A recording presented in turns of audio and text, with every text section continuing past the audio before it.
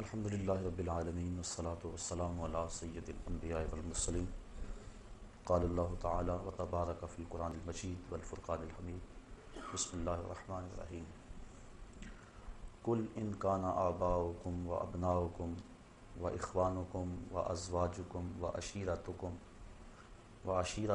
و اموال اقترفتموها و تجارت تخشون کسادها ومساکن ترضونها احب الیکم من اللہ ورسولہ وجہاد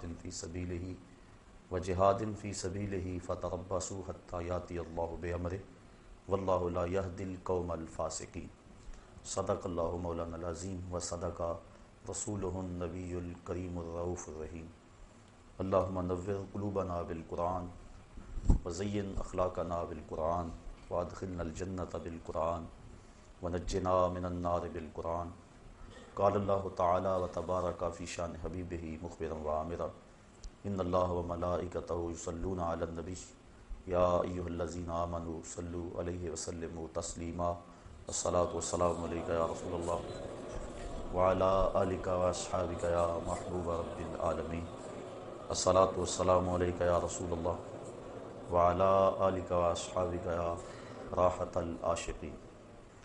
تمام حمد و ثنا، تعریف و توصیف اللہ جل مجدہ الکریم کی ذات پاک کے لیے، جو خالق کائنات بھی ہے اور مالک شش جہات بھی۔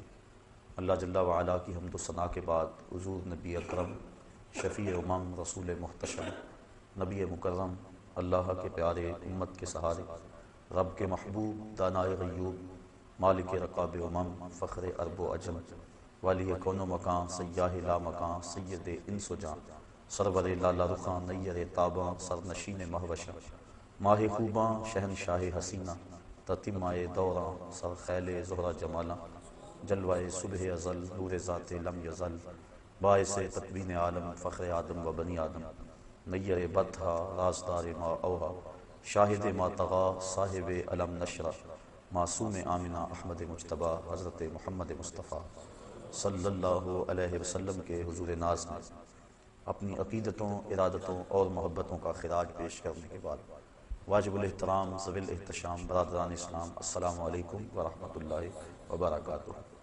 سورہ توبہ کی آیت نمبر 24 آپ کے سامنے تلاوت کرنے کا شرف نصیب ہوا، اور اسی کے ضمن و ذیل میں کچھ باتیں آپ کے گوش گزار کروں گا۔ اللہ تعالیٰ میری زبان پہ کلمت الحق جاری فرمائے۔ ارشاد فرمایا، قل ان کانا آباؤکم، اے حبیب فرما دو، اے لوگو اگر تمہارے ماں باپ، آبا باپ لیکن طبعاً مائیں بھی شامل ہیں، و ابناؤکم اور تمہارے بیٹے اور ان کے اندر بیٹیاں بھی شامل، و اخوانکم اور تمہارے بھائی بہنیں بھی بھائیوں میں شامل، و ازواجکم اور تمہاری بیویاں، و عشیرتکم اور تمہارا قبیلہ، و اموال اقترفتموہا اور تمہارا کمائی کا مال، و تجارت تخشون کسادہا اور وہ مال تجارت جس پر تمہیں کساد بازاری کا ڈر لگا رہتا ہے، و مساکن ترضونہا اور تمہارے پسندیدہ گھر، احب الیکم من اللہ و رسولہ و جہاد فی سبیلہ، تمہیں اللہ، اس کے رسول اور جہاد فی سبیل اللہ سے زیادہ محبوب ہیں، فتربصوا حتی یاتی اللہ بامرہ، تو پھر اللہ کے فیصلے کا انتظار کرو، واللہ لا یہدی القوم الفاسقین، اور اللہ فاسق قوم کو ہدایت نہیں دیتا۔ وہ 8 چیزیں جن سے انسان کا گہرا تعلق ہے اور فطری طور پہ جن چیزوں سے محبت کرتا ہے، وہ اس آیت کریمہ میں گنوا دی گئی۔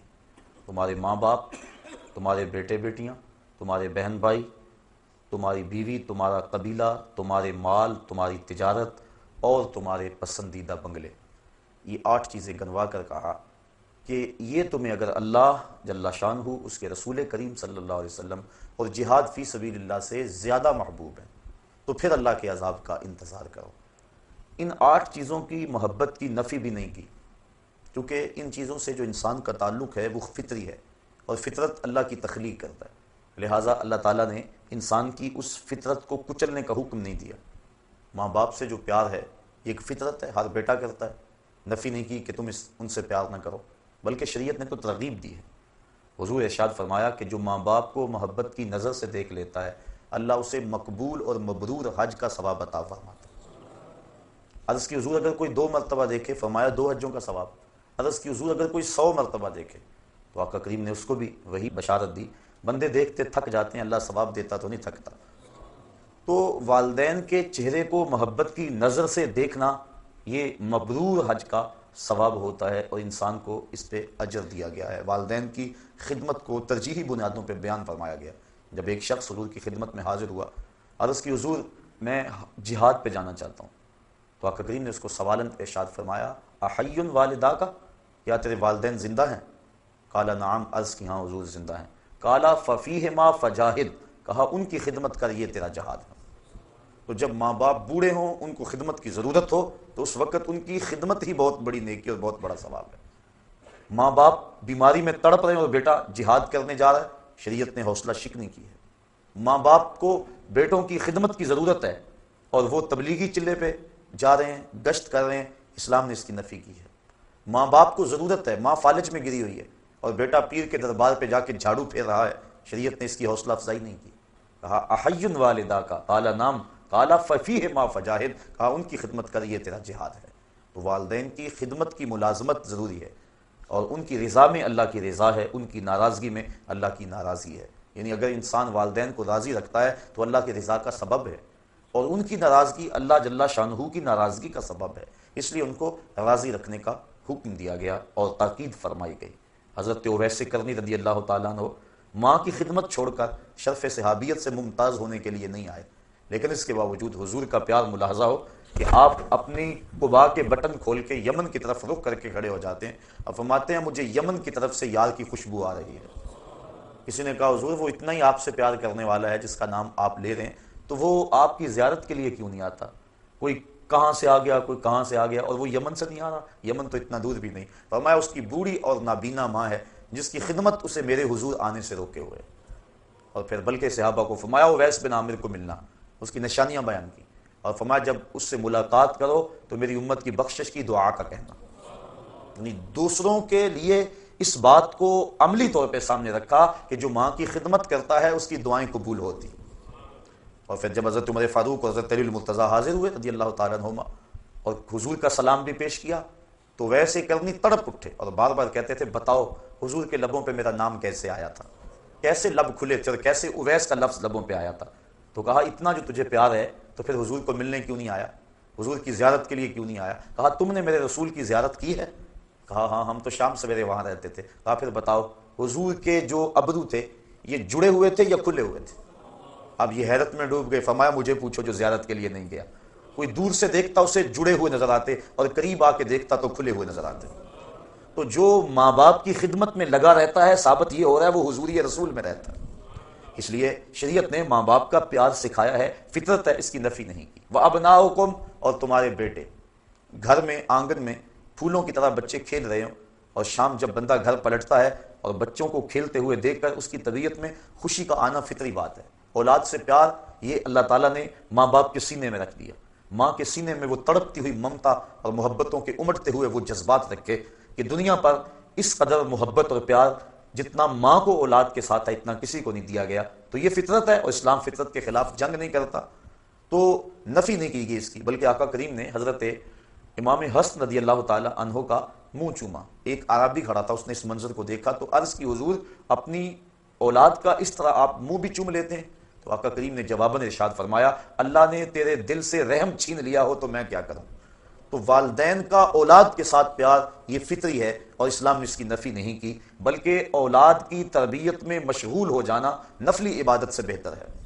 مصلی بچھا کے نوافل پڑھنے سے یہ بہتر ہے کہ اولاد کو آداب دین سکھائے جائیں، ان کو بتایا جائے بیٹا نماز اس طرح پڑھنی ہے، کوئی آئے تو سلام یوں کرنا ہے، مہمان کے ساتھ یوں حسن سلوک کرنا ہے۔ یہ چیزیں ان کو پڑھانے کے لیے بیٹھ جانا یہ نفلی عبادت میں مشغول ہونے سے بہتر ہے تربیت اولاد۔ تو شریعت نے والدین کے لیے اولاد کی محبت کی نفی نہیں کی۔ وَإِخْوَانُكُمْ، اور تمہارے بھائی اور بہنیں۔ تو بھائی بہنوں کا جو تعلق ہے وہ بھی ایک فطری ہے۔ ایک چار دیواری اور ایک چھت تلے انہوں نے پرورش پائی ہوتی ہے، ایک ماں کی گود میں کھیلے ہوتے ہیں، ایک باپ کی شفقتیں ان کو میسر رہی ہوتی ہیں، ایک چولہے پہ بیٹھ کے چپاتیاں کھاتے رہے اور آپس میں محبت کا اظہار کرتے رہے ہیں۔ تو جو ان کا پیار ہے وہ مثالی ہونا چاہیے۔ اگر آلائشیں پیدا نہ ہو تو اس سے بڑا اور رشتہ دوستی کا اور محبت کا اور کون ہو سکتا ہے۔ یہ تو بدقسمتی ہمارے دور میں کہ یہ جو شریکہ برادری پتہ نہیں کہاں سے آ گئی. یہ شریک کا حالانکہ مفہوم یہ نہیں تھا جو ہم نے بنا لیا ہے. شریک شرکت سے نکلا ہے، اور شریک کا معنی ہے جو وراثت میں شریک ہے، جو دکھوں غموں اور پریشانیوں میں شریک ہے، جو ہر معاملہ زندگی میں ایک دوسرے کے شریک ہیں، شرکت کرنے والے ہیں، ان کو شریک کہتے ہیں. لیکن اب ہم نے شرکت کا مفہوم یہ بنا لیا ہے جو دوسرے پہ طاق رکھیں، دوسرے پہ نظر رکھیں اور اس کی دولت سے، اس کی عزت سے، شہرت سے جلیں، اس کو شریک کہتے ہیں. ہم سکی بیٹی کی شادی رچائیں تو یہ فکر لاحق ہو جاتی ہے کہ اگر کھانا کم پڑ گیا، مہمان زیادہ آ گئے، بارات بے تحاشا آ گئی، تو اگر کھانا کم پڑ گیا تو شریکوں کی نظر پڑ گئی تو یہ اس بات کو ایشو بنا لیں گے اور اس بات کا تمسخر اڑائیں گے، تذلیل کریں گے. بندہ اپنے دوستوں سے نہیں ڈر رہا ہوتا، ان قریبی رشتہ داروں سے ڈر رہا ہوتا ہے. حالانکہ انہوں نے تو پردہ ڈالنا تھا، یہ خود بھوکے رہ لیتے لیکن عزت کی پاسبانی کرتے، لیکن یہی تنقید میں ہے اور بندہ ان سے ڈرتا ہے. تو جو شریکہ برادری کا ہم نے مفہوم بنا لیا ہے یہ ہمارا خود ساختہ ہے اور یہ دور نبوی سے دوری کے سبب سے ہے. ورنہ جس قدر پیار والے یہ رشتے ہیں، جس قدر الفت اور جس قدر قربت کے یہ رشتے ہیں، دکھوں دردوں غموں میں یہ شریک ہیں اور یہ معاملات کے اندر قریب ہیں، کوئی اور نہیں ہو سکتا. تو یہ ایک پیار ہے اور یہ پیار فطری ہے. اسلام نے اس کی ترغیب دی ہے، اس کی نفی نہیں کی. حضور کی خدمت میں ایک شخص حاضر ہوا، اس نے اپنے بھائی کی شکایت کی کہ ہم دونوں بھائی اور اکٹھے ہیں، یہ کمائی نہیں کرتا اور کمائی میں کرتا ہوں. تو اس نے اس انداز کے ساتھ اپنے بھائی کی سستی پر اور اپنے کمانے پر اپنے بھائی کی شکایت کی. اب آقا کریم نے فرمایا ہو سکتا ہے کہ تجھے اس کے صدقے سے رزق مل رہا ہو. تو اب دیکھیے یہ لوگوں کو آپس میں جوڑنے والی باتیں ہیں، اور انسان جب اس انداز سے سوچنے لگ جائے تو یقیناً اس کے اندر برکت ہی برکت ہوتی ہے. لیکن آج ہمارے سوچنے کے زاویے ہی اور ہو گئے ہیں. بڑا بھائی ساری زندگی چھوٹے بھائیوں کو پالتا ہے، ان کو کاروبار سیٹ کر کے دیتا ہے، ان کی شادیاں کرتا ہے، اور جب وہ خود کمانے لگ جاتا ہے تو پھر اس کے دل میں شیطان یہ بات ڈال دیتا ہے لو اس کے تو اتنے بچے ہیں اور سارے ہمارے اخراجات اکٹھے ہیں اور ہم کماتے ہیں برابر کا اور اس کے افراد خانہ زیادہ ہیں، لہذا اخراجات اس کے زیادہ ہیں، ہمیں الگ ہو جانا چاہیے. الگ لوگ ہوتے آئے ہیں، میں اس کی نفی نہیں کر رہا اور نہ شریعت نے اس کی نفی کی ہے، لیکن ایسی چھوٹی سوچیں یہ کم از کم ایک مسلمان کو زیبا نہیں ہے. تو بھائیوں کا پیار مثالی ہونا چاہیے، شریعت نے اس کی ترغیب دلائی ہے. وَأَزْوَاجُكُمْ اور تمہاری بیویاں. بیوی پاؤں کا جوتا ہوتی ہے، یہ زمانہ جاہلیت کی باتیں ہیں، اسلام نے اس کی نفی کی ہے اور بیوی کو محبوبہ کی مسند پہ بٹھایا ہے. حضرت سیدہ عائشہ صدیقہ رضی اللہ تعالیٰ عنہ کو حمیرہ کہہ کے حضور پکارتے تھے. حضرت خدیجہ الکبریٰ کا کثرت سے تذکرہ کرتے، بلکہ حضرت عائشہ صدیقہ رضی اللہ تعالیٰ عنہ فرماتی ہیں ایک دن مجھ سے نہ رہا گیا اور میں نے کہہ دیا حضور آپ اس بوڑھی عورت کا تذکرہ نہیں چھوڑتے، بڑھاپے کی وجہ سے جس کے ہونٹوں کے گوشے سرخ ہو چکے تھے.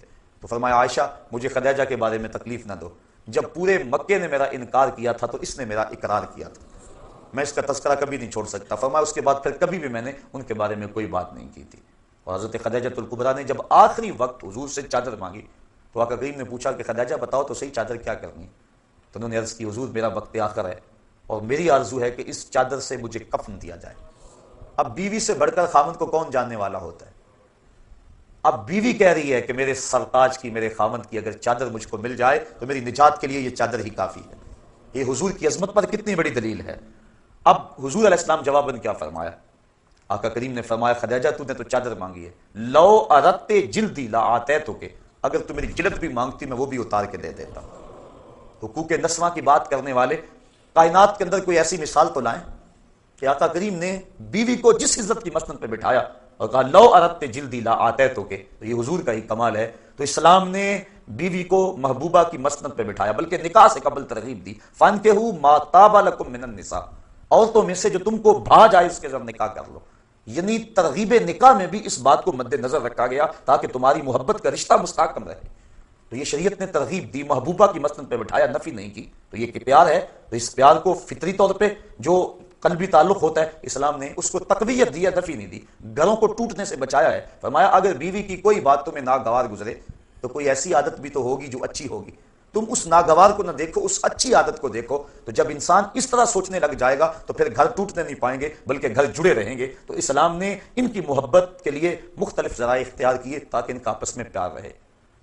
وَعَشِيرَتُكُمْ اور تمہارے قبیلے، خاندان، جو برادریاں ہیں، برادریوں کی اسلام نے نفی نہیں کی، بلکہ یہ تعارف اور پہچان کے لیے مختلف برادریاں ہیں لیکن تفاخر کے لیے نہیں ہیں. ہمارے دیہاتوں میں یہ جو چودھری کمی کا تصور ہے اسلام نے اس کی بنیادی طور پہ نفی کی ہے. کسی غریب، امیر، گورے، کالے اور دولت کی بنیاد پر جو ہے وہ تقسیم ہم نہیں کر سکتے. ان اکرمکم عند اللہ اتقاکم، تم میں سے اللہ کے نزدیک عزت والا وہ ہے جو زیادہ متقی ہے. برادریاں تفاخر کا باعث نہیں ہیں، بلکہ یہ پہچان کے لیے، عرفان کے لیے۔ شریعت نے مساوات کا درس دیا ہے۔ حضور علیہ السلام نے جب اعلان نبوت کیا اور نبوت کا دودھ گھر گھر پہنچا تو حضرت اسود، اللہ اکبر، حضور کی خدمت میں حاضر ہوئے۔ یہ اسود کہتے ہیں عربی میں کالے کو، سخت کالے رنگ کے تھے، اور کوئی شخص ان کو اپنے پاس بٹھانے کے لیے تیار نہیں تھا۔ ایک غلام دوسرے کالے رنگ کے، انتہائی جو ہے وہ رنگت میں سیاہی، عرب میں سب سے کالے رنگ کے یہ شخص تھے۔ عرض کی حضور اگر میں اسلام لاؤں تو مجھے کیا ملے گا؟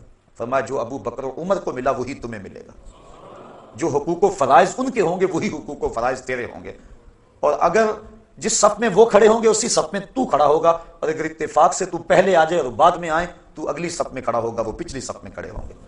کوئی اتھارٹی نہیں ہے کسی کے پاس کہ تجھے اگلی صف سے اٹھا کر پچھلی صف میں کر دیں کہ تو کالا ہے، تو غلام ہے، تیری رنگت میں سفیدی نہیں ہے، تو سرخ رنگ کا مالک نہیں ہے۔ یہ اسلام کا دیا ہوا نظام ہے، یہ اسلام کا دیا ہوا مساوات کا درس ہے۔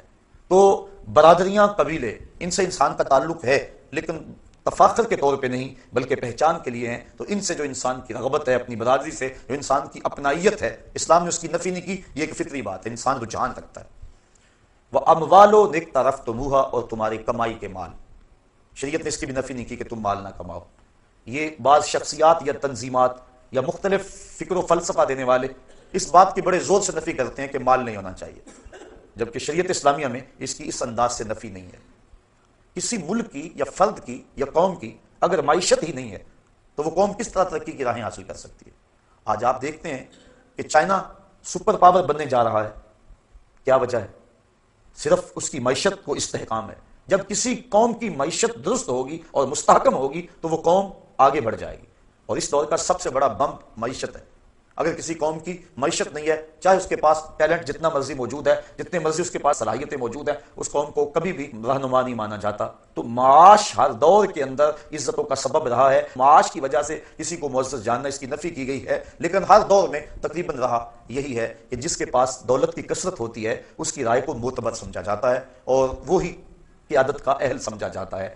تو اس لیے معاش پہ قبضہ ہونا اور معیشت کا مستحکم ہونا یہ ضروری ہے، اسلام نے اس کی نفی نہیں کی ہے۔ دنیا بھی بہتر ہو، آخرت بھی بہتر ہو۔ شاید میں نے کسی درس میں عرض بھی کیا تھا کہ ایک شخص حضور کی خدمت میں حاضر ہوا اور اس کی حالت سخت کمزور تھی، جس طرح چوزا کمزور ہوتا ہے اس طرح وہ کمزور تھے۔ حضور نے اس صحابی کو دیکھ کر فرمایا کہ تیری یہ حالت کیا ہوئی؟ تو اس نے عرض کی حضور میں نے اللہ سے ایک دعا مانگی کہ جو دکھ، تکلیفیں، اذیتیں، عذاب آخرت میں میرے مقدر کے ہیں وہ دنیا پہ آ جائیں تاکہ میں دنیا سے فارغ ہو کے آخرت میں صاف ہو کے جاؤں۔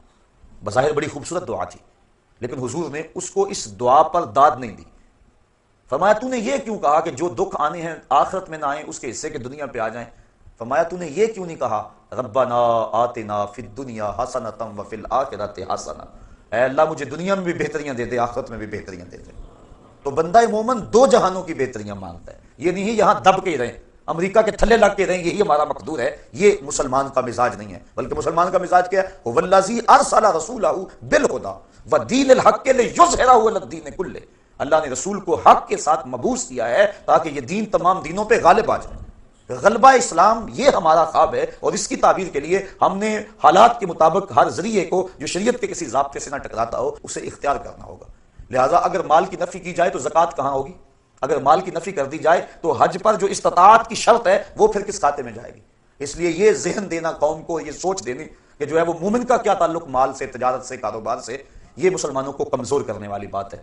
اور بطور حوالہ میں آپ کے سامنے برطانیہ کی نو آبادیاتی وزارت کا جاسوس مسٹر ہیمفر، جس نے سلطنت عثمانیہ کو توڑنے کے لیے اہم کردار ادا کیا ہے، اس کی یادداشتیں اب مرتب ہو کے چھپ کے آ گئی ہیں، مارکیٹ میں دستیاب ہے۔ سلطنت عثمانیہ کو اس جاسوس نے اس پر محنت کی اور اس کے لیے اس نے بڑا ورک کیا، اور اس حکومت کو توڑنے کے لیے اقبال بھی چیخا تھا، دیکھ مسجد میں شکستے رشتہ تسبیح شیخ، اور بت کدے میں برہمن کی پختہ زناری بھی دیکھ، چاک کر دی ترک نادان خلافت کی قبا، سادگی مسلم کی دیکھ اوروں کی عیاری بھی دیکھ۔ تو وہ جو مسٹر ہیمفر تھا جس نے کام کیا برطانوی نوآبادیاتی وزارت کے جاسوس کے طور پہ یہاں عرب میں، تو اس نے بیان کیا اپنی یادداشتوں کے اندر کہ مجھے 15-16 پوائنٹس پہ کام کرنے کا کہا گیا اور اس پہ میں نے کام کیا۔ ان میں سے 2 چیزیں یہ تھیں کہ مسلمانوں کو یہ ذہن دینا کہ تمہارا کاروبار اور تجارت سے تعلق نہیں ہے، تم اللہ والے لوگ ہو، تسبیح پکڑو اور کسی حجرے میں بیٹھ جاؤ۔ یہ چیز راسخ کرنی تاکہ قوم کا زیادہ حصہ اس سمت آ جائے اور قوم مفلوج ہو جائے۔ اور دوسرا یہ ذہن دینا کہ تمہارا سیاست سے تعلق نہیں ہے اور سیاست کو دین سے الگ کر کے پیش کیا جائے تاکہ جو علماء اور مشائخ کا طبقہ ہے، جو قائدین ہیں، اور وہ اس سے دستبردار ہو جائیں اور قوم سیاست سے الگ تھلگ ہو جائے، اور ان لوگوں کے ہاتھ میں سیاست رہے کہ جو مذہبی حمیت اور غیرت نہیں رکھتی، تو نتیجتاً ان سے حکومت چھیننا اور ان کے اوپر جو یلغار ہم کرنا چاہ رہے ہیں وہ ان کے اوپر آسان ہو جائے۔ تو وہ کہتا ہے مجھے ان 16-17 کاموں میں سے 2 کام یہ سونپے گئے تھے، اور اس نے پوری شدت اور پوری محنت کے ساتھ اس پہ کام کیا کہ مسلمانوں کو ذہن دیا جائے کہ تمہارا تجارت سے کیا غرض، کاروبار سے کیا غرض، اور تمہارا سیاست سے کیا غرض، تم سیاسی نہیں ہوتے ہو۔ آج بھی ہم میں سے کئی لوگ ہیں جو کہتے ہیں ہم غیر سیاسی ہیں۔ مسلمان قدم قدم پہ سیاسی ہے، وہ سوچتا ہے عالم اسلام کے فروغ کے لیے، عالم اسلام کی بقا کے لیے، عالم اسلام کو تمام ادیان پہ غالب کرنے کے لیے، دین اسلام کو وہ منصوبہ بندی کرتا ہے۔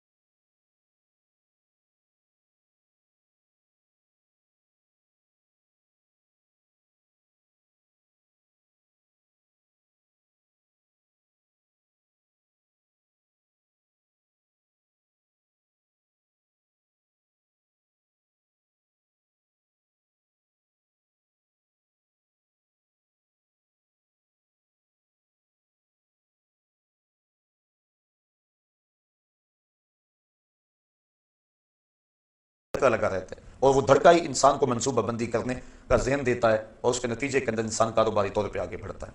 وَمَسَاكِنُ تَرْضَوْنَهَا، اور تمہارے وہ گھر جن کو تم پسند کرتے ہو۔ اپنا گھر، اپنی چار دیواری، یہ بہت بڑی دولت اور بہت بڑی نعمت ہے۔ حضور نے ارشاد فرمایا جس کو 3 چیزیں مل گئیں یہ اس کی خوش بختی سے ہے، اچھا گھر، اچھی سواری اور اچھی بیوی۔ یہ جس کو 3 چیزیں مل جائیں یہ اس کی خوش بختی سے ہے، اور اگر کسی کو یہ 3 چیزیں نہ ملیں تو یہ اس کی بدبختی سے ہے۔ تو اچھا گھر یہ انسان کی آرزو ہے، تو ان سے پوچھو جو کرائے پہ رہتے ہیں، جب مالک مکان کہتا 8 دن کے اندر اندر گھر فارغ کرو، اور جوان بچیاں اب کدھر جائے، آگے مکان مل نہیں رہا، یہ اس سے کوئی پوچھے کہ وہ کس حال میں ہوتا ہے، تو اسلام نے نفی نہیں کی۔ ہاں گھر ضرورت کے لیے ہو، تفاخر کے لیے نہ ہو، احساس لوگوں کو دینے کے لیے، اپنی ٹھاٹ باٹ کا اظہار کرنے کے لیے، اس کی نفی کی۔ گنبد نما مکانوں کی تعمیر کو شریعت میں ناپسند کیا گیا، لیکن آسودگی کا گھر، ضرورت کا گھر، اس کا حساب نہیں ہوگا، لیکن جو ضرورت سے زائد ہوگا اس کا حساب ہوگا۔ 3 چیزوں کا حساب نہیں ہوگا، ستر عورت کے لیے جو کپڑا پہنا جاتا ہے، دوسرا ضرورت کا مکان، اور تیسرا بھوک کے وقت کھانا اور پینا۔ ان 3 چیزوں کا قیامت کے دن حساب نہیں ہوگا۔ اس کے علاوہ ثم لتسألن یومئذ عن النعیم، ہر نعمت کے بارے میں بندے سے پوچھا جائے گا اور اس سے سوال کیا جائے گا۔ اس لیے ہم اپنی جو ضرورت ہے اس کو پورا کر لیں، نہ یہ ہے کہ ہم ظاہر ٹھاٹ باٹ کے لیے جو ہے وہ حدود بھی پھلانگ جائیں تو قیامت کے دن پھر اس کے حساب میں جکڑے جائیں۔ حضرت غوث اعظم نے جو مکان کے حوالے سے بات کہی ہے وہ اس طرح کے مکان کے بارے میں کہی ہے، فرمایا مکان بنا رہا ہے، بسیں گے اور حساب تو دے گا۔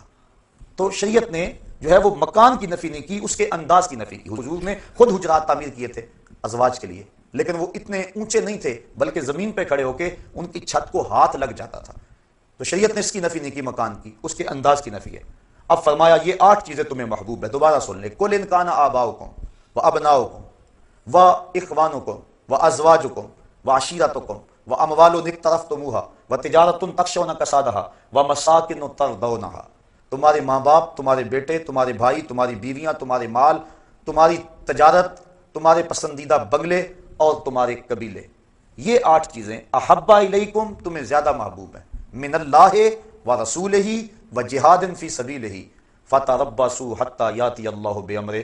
اگر اللہ، اس کے رسول کریم اور جہاد فی سبیل اللہ سے تمہیں یہ 8 چیزیں زیادہ محبوب ہیں تو پھر فرمایا اللہ کے عذاب کا انتظار کرو، اور اللہ فاسقوں کو ہدایت نہیں دیا کرتا۔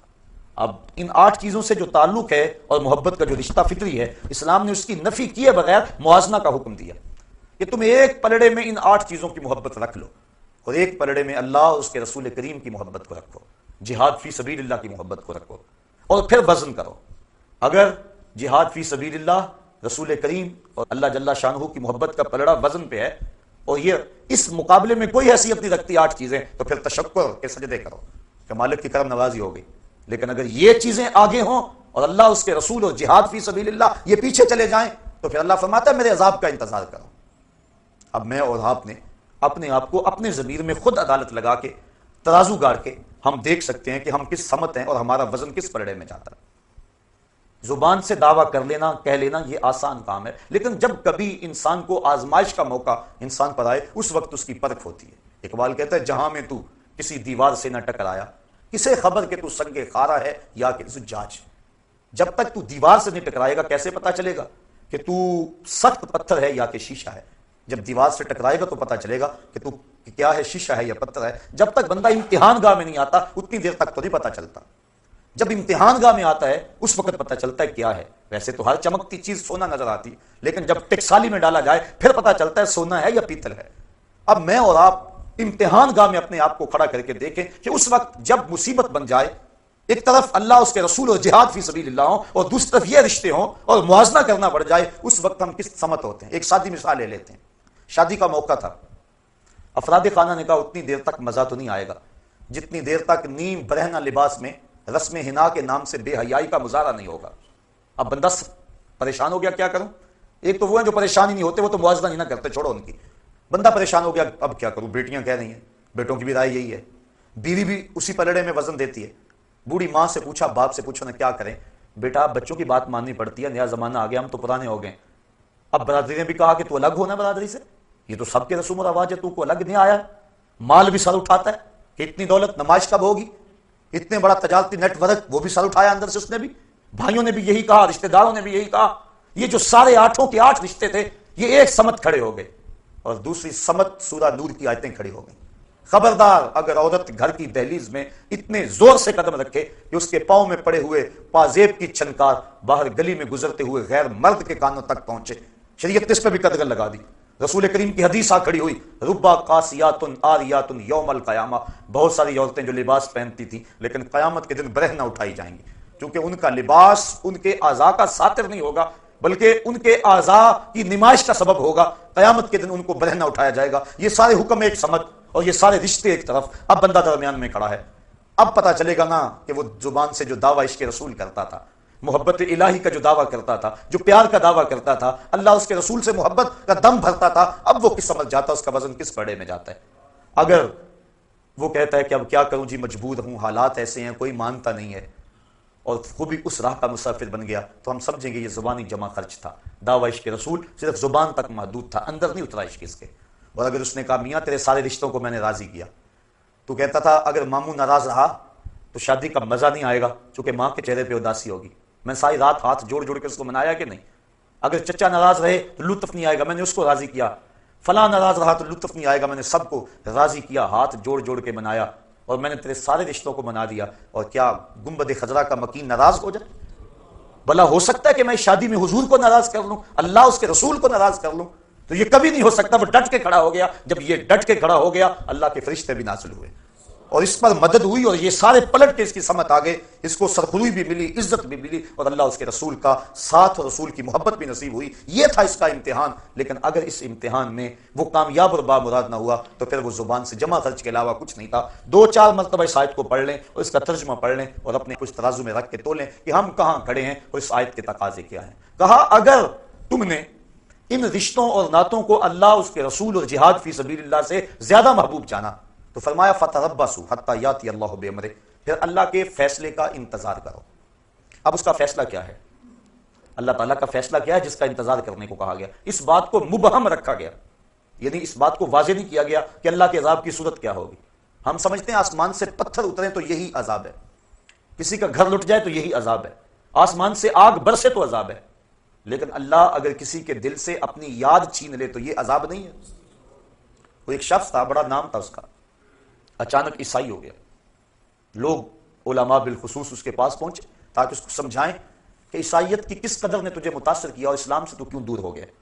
اس نے جو واقعہ سنایا، پرانی بات ہے، اس نے کہا کہ میں ایک دن ٹھنڈے پانی سے وضو کیا، بڑی مشکل سے وضو کیا، مصلی پہ کھڑا ہوا میرا وضو جاتا رہا، لیکن مجھے دوبارہ طاقت نہیں تھی، یعنی سستی ایسی تھی کہ دوبارہ وضو کرنے کے لیے نہ جا سکا، اور میں بے وضو ہی کھڑا نماز پڑھتا رہا، لیکن ڈرتا بھی رہا کہ میں نماز کی توہین کر رہا ہوں، سجدوں کی توہین کر رہا ہوں، مصلی رسول کی توہین کر رہا ہوں، میرے اوپر کوئی اللہ کا عذاب نازل نہ ہو جائے۔ میں نماز پڑھتا بھی رہا اور اس ڈر میں بھی رہا۔ ساری نماز مکمل ہوگی، جب سلام پھیرا اتنے وقت تک میرے اوپر کوئی عذاب نہیں آیا تھا۔ میں نے کہا اسلام تو دین ہی سچا نہیں ہے، میں نے اسلام کو چھوڑا اور عیسائیت کو قبول کر لیا کہ میں نے توہین کی مصلی رسول کی اور میرے اوپر کوئی عذاب نہیں آیا، لہٰذا اسلام دین سچا نہیں. یہ تھا میرے عیسائی ہونے کا سبب.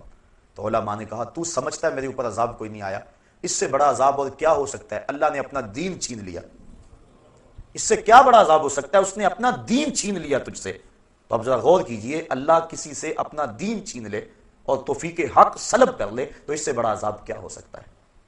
تو اب فرمایا اگر تم ان رشتوں کو، ان چیزوں کو، ان 8 چیزوں کو اللہ جل شانہ اس کے رسول کریم اور جہاد فی سبیل اللہ سے زیادہ محبوب جانو گے، فتربصوا، پھر انتظار کرو، حتی یاتی اللہ بامرہ، کہ اس کا فیصلہ آ جائے.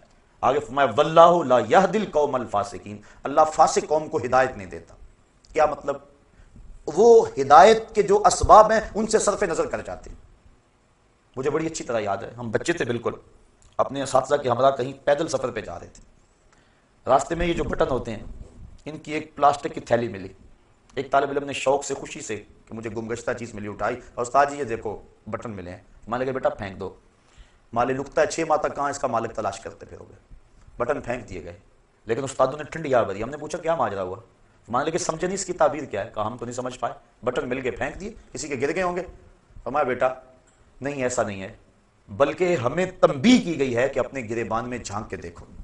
یہ جو ہمیں راستے سے اچانک بٹن ملے ہیں تو اس کا مطلب یہ ہمیں تنبیہ کی گئی ہے کہ ذرا اپنے گریبان میں جھانک کے دیکھو.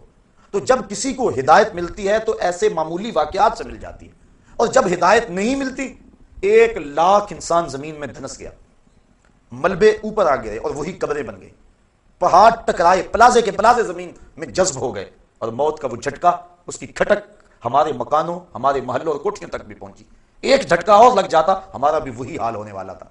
لیکن اتنے انسانوں کی چیخیں، سسکیاں، آہیں، رونا اور ان کا قبر میں بے گور و کفن اور جنازے کے بغیر دفن ہو جانا، یہ ہمارے ہلانے کے لیے کچھ سبب نہ بنا، اور ہم جہاں تھے وہیں رہے. پوری قوم 1 انچ بھی نہ سرک سکی اپنی جگہ سے.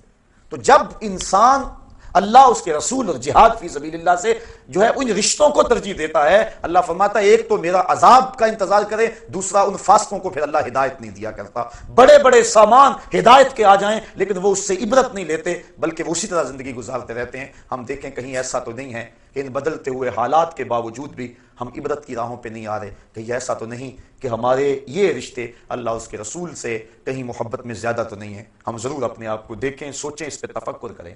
صحابہ کی تو زندگی دیکھیے. ایک صحابی حضور کی خدمت میں حاضر ہوا، بیٹھا، سلام لیا، آقا نے جواب نہیں دیا، بڑا پریشان ہوا. عرض کی حضور مجھ سے کون سی غلطی ہو گئی کہ آپ نے میرے سلام کا جواب نہیں دیا؟ حضور کا ناراض ہو جانا صحابہ پر قیامت سے کم نہیں تھا.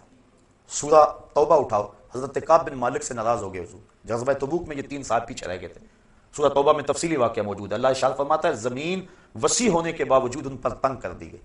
کہتے ہیں میں حضور سے سلام لیا، حضور جواب نہ دیا. میں صحابہ کی طرف آیا، انہوں نے منہ پھیر لیے. بڑا پریشان ہوا، گھر آ گیا کہ بیوی سے جا کے کہانی سناؤں گا. لیکن بیوی دوسری سمت منہ کر لیا. میں نے بولا، اس نے بات نہ کی. میں نے کہا تجھے کیا ہوا؟ کہا سنا ہے اللہ کے رسول تجھ سے نہیں بولتے.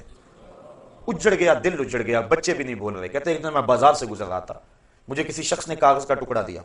میں نے اس کو کھول کر دیکھا تو کسی قبیلے کے سردار کا رکا تھا. اس میں لکھا تھا میں پتا چلا ہے کہ تیرا نبی تجھ سے ناراض ہو گیا، تو تو بڑا قابل اور باصلاحیت آدمی ہے، تو ہمارے پاس آ جا، ہم تجھے عزت دیں گے، وقار دیں گے، تجھے منصب دیں گے. کہتے ہیں کہ مجھے غصہ آیا اور میں نے کاغذ پر ٹکڑے ٹکڑے کر دیے اور رونا شروع کر دیا. میں اتنا برا ہو گیا ہوں کہ دشمن بھی مجھے اپنا سمجھنے لگے. اور پھر سورہ توبہ کی وہ آیتیں نازل ہوئی، بخشش اور مغفرت کا اعلان ان کے لیے آیا. تو حضور کا ناراض ہو جانا صحابہ کے لیے قیامت تھا. حضور نے سلام نہ دیا، وہ پریشان ہو گیا. عرض کی حضور کون سی میرے سے خطا سازد ہوگی؟ آقا نے اس کے ہاتھ کی طرف اشارہ کیا. سونے کی انگوٹھی پہنی تھی، اس نے اتار کے پھینک دیا. چونکہ ان الذھب والفضۃ حرام لذکور امتی، سونا اور چاندی میری امت کے مردوں کے لیے جائز نہیں ہے. عورتوں کے لیے دونوں دھاتیں جائز ہیں، اور مردوں کے لیے صرف 4.5 ماشے سے، چاہے رتی بھر کام ہو، پورے 4.5 ماشے نہ ہو. چاندی کی 1 انگوٹھی مرد کے لیے جائز ہے، اس کے علاوہ سونا چاندی کسی صورت میں بھی مرد کے لیے جائز نہیں ہے. منع کر دیا گیا، روک دیا گیا. اب اس نے انگوٹھی اتاری اور پھینک دی. حضور نے سلام کا جواب دے دیا. گفتگو ہوتی رہی. جب لوگ اٹھ کے جانے لگے، یہ بھی اٹھ کے چل دیا. کسی نے کہا جناب انگوٹھی تو اٹھا لو، قیمتی ہے، سونے کی ہے، تم نہ پہننا، بیوی کو دے دینا، وہ اس کے لیے تو جائز ہے. کہا جس انگوٹھی پہ میرے آقا کی ناپسندیدگی کی نگاہ پڑ گئی ہے، میں اس کو اب کبھی بھی نہیں اٹھا سکتا. جس کو حضور نے ناپسندیدگی سے دیکھ لیا ہے، اب وہ میرے کام کی نہیں رہی. یہ تھا ان کا پیار اور یہ تھی ان کی محبت. مدینے کی گلی سے گزر رہے ہیں، ایک گنبد نما مکان بن رہا تھا بہت اونچا. کہا کس کا ہے؟ کہا فلاں انصاری کا ہے. زبان سے کچھ نہیں کہا، چہرے پہ ناگواری کے آثار ظاہر ہوئے۔ کسی نے اس انصاری کو جا کے بتا دیا، 2 4 5 دن بعد دوبارہ گزرے، دیکھا کہ وہاں مکان نہیں تھا۔ کہا میاں کل پرسوں یہاں ایک مکان ہوا کرتا تھا۔ کہا حضور وہ تو گرا دیا گیا۔ بلایا انصاری کو، میاں مکان کیوں گرا دیا؟ کہا سنا تھا آپ کو پسند نہیں، بس میں اس کے اندر بود و باش اور رہائش کیسے کر سکتا تھا جو آپ کو پسند نہیں ہے۔ اب دیکھ لیجئے یہ ہے ان کی محبت کہ حضور کی رضا کو کتنی اہمیت دیتے ہیں اور حضور کی ناراضگی سے کتنا ڈرتے ہیں۔ میں اور آپ اپنے آپ کو ذرا دیکھیں، ترازو کے ایک پلڑے میں رکھیں، اپنی محبتوں کو ایک پلڑے میں رکھیں، اللہ اس کے رسول کے ساتھ جو محبتیں ہیں ان کو ایک پلڑے میں رکھیں اور پھر وزن کریں۔ اور اس آیت کو سورہ توبہ کی آیت نمبر 24 ہے، کسی بھی مترجم کا ترجمہ پڑھ کے دیکھ لیں اور دیکھیں کہ قرآن کیا کہہ رہا ہے۔ ترجمہ پھر سن لیں، قل ان کان آباؤکم، حبیب فرما دو اگر تمہارے ماں باپ، و ابناؤکم تمہارے بیٹے، و اخوانکم تمہارے بھائی، و ازواجکم تمہاری بیویاں، و عشیرتکم تمہارے قبیلے، و اموال اقترفتموہا تمہاری کمائی کے مال، و تجارت تخشون کسادہا اور تمہاری وہ تجارت جس پر کساد بازاری کا ڈر لگا رہتا ہے، و مساکن ترضونہا اور تمہارے پسندیدہ گھر، احب الیکم تمہیں زیادہ محبوب ہیں، من اللہ و رسولہ و جہاد فی سبیلہ اللہ اس کے رسول اور جہاد فی سبیل اللہ سے، فتربصوا تو پھر انتظار کرو، حتی یاتی اللہ بامرہ کہ اللہ کا فیصلہ آ جائے، واللہ لا یہدی القوم الفاسقین اور اللہ فاسق قوم کو ہدایت نہیں دیا کرتا۔ اللہ قرآن مجید ہماری ہدایت کا ذریعہ بنائے اور ہمیں اس کا فہم، نور اور روشنی عطا فرمائے۔